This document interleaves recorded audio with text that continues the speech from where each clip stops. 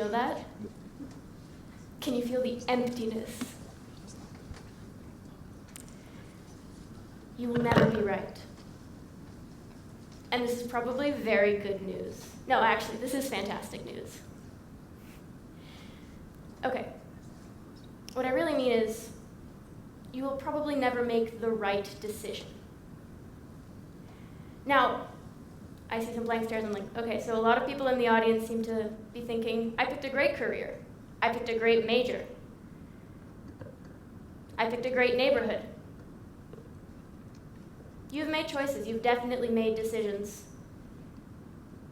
And if I were to ask you, presumably you would have a justification. You could give me some reason. It could be a set of criteria you used.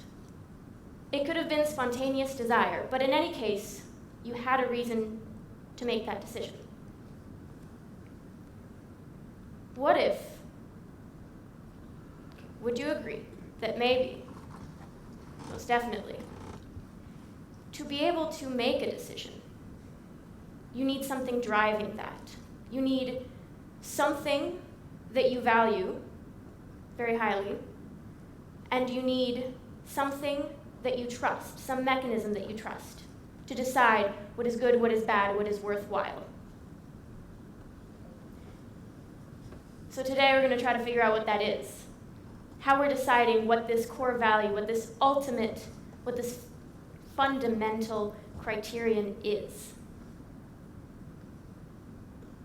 And how freeing it is going to feel that you can have no certainty that you picked the right one. So, philosopher Søren Kierkegaard offers us two options, and they pretty much cover everything. Two options of how we can see the world.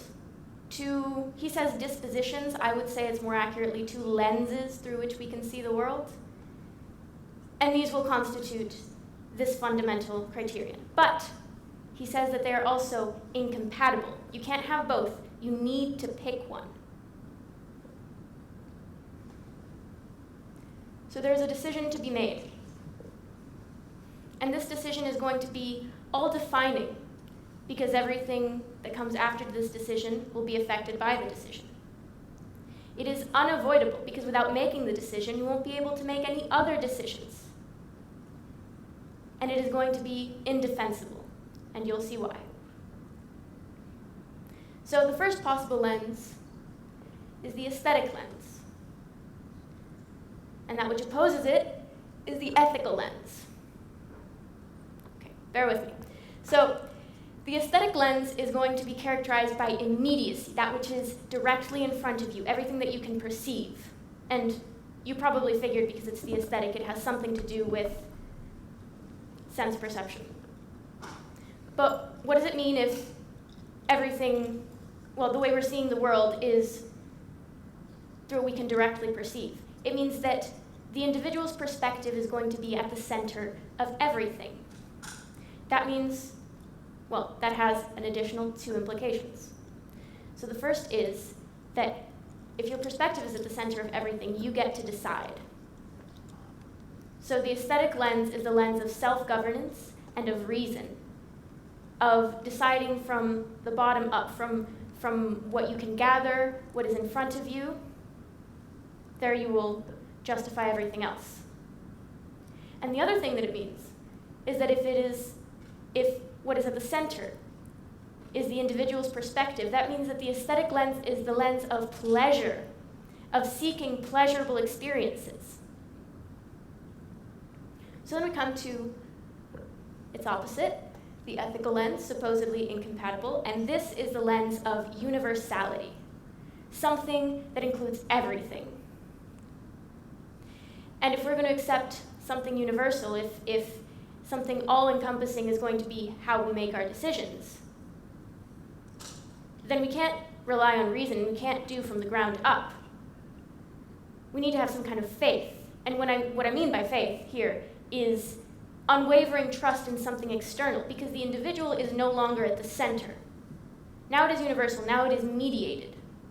And Kierkegaard said that this was mediated by our community as well. We need many perspectives. We need consistency. We need morality. And so your pleasure cannot be at the center of everything. Other people are going to be at the center of everything, and you're not going to question the rules that your society gives you, the universal laws you might be able to derive. You just need to accept them. And these two are going to be incompatible, which means that there is a choice to be made. That is why his work is titled Either Or, and it is a 2-volume work. The first volume is the either. The second volume is the or. And this decision between the two lenses is going to define everything that comes. This decision you cannot avoid. In fact, by not making the decision, you have made a decision. You have picked your immediacy. And you will have no way of defending which decision you have picked. So, why is it unavoidable and why is it all-defining? This is because if you were to try to make any decision, not the decision between your two criteria, but any other decision, what to have for lunch, for example, would you not have to employ either a trust in your sense perceptions or a trust in some universal law? And would you not have to value either your pleasure or something else you have been told to value, something else you trust you can value? So if you're going to do anything at all, you need to make this decision. Otherwise, you're stuck. It is unavoidable. And what you end up deciding will determine every other decision you make. That is what you value. Okay, but here we come to the important part. Because they cannot be reconciled, and because every tool for making a decision belongs, actually, this might be easier, every tool for making a decision belongs to one of the two categories, I challenge you to justify what decision you would pick. Say you want to say, well, I want to be happy. I want to live a good life, so obviously I'm going to pick the aesthetic life. It appears you've already chosen by the time you've gotten there. Or you say, well, I'm going to choose the aesthetic life because that's the right thing to do, right? Like there's no other option.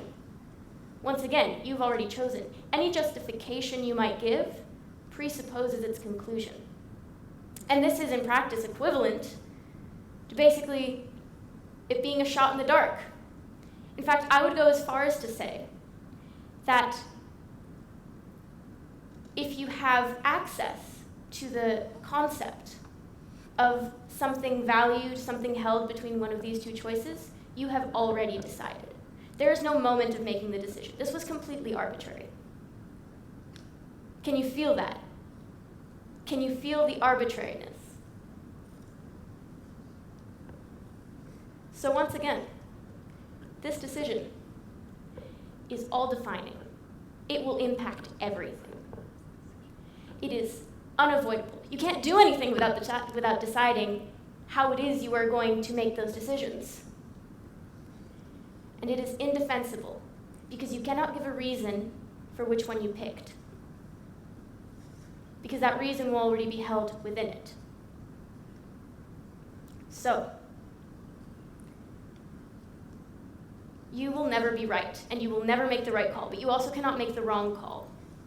Because at the base of this was something arbitrary. This is why I think that we have mischaracterized relativism. We have acted like it's the end of the conversation. I think actually it's the beginning of the conversation. Because how much thought can we give the criterion we've picked? It's really freeing, isn't it? You can't be wrong. Can you feel that? Yeah. Can you feel the relief? Yeah. Thank you very much.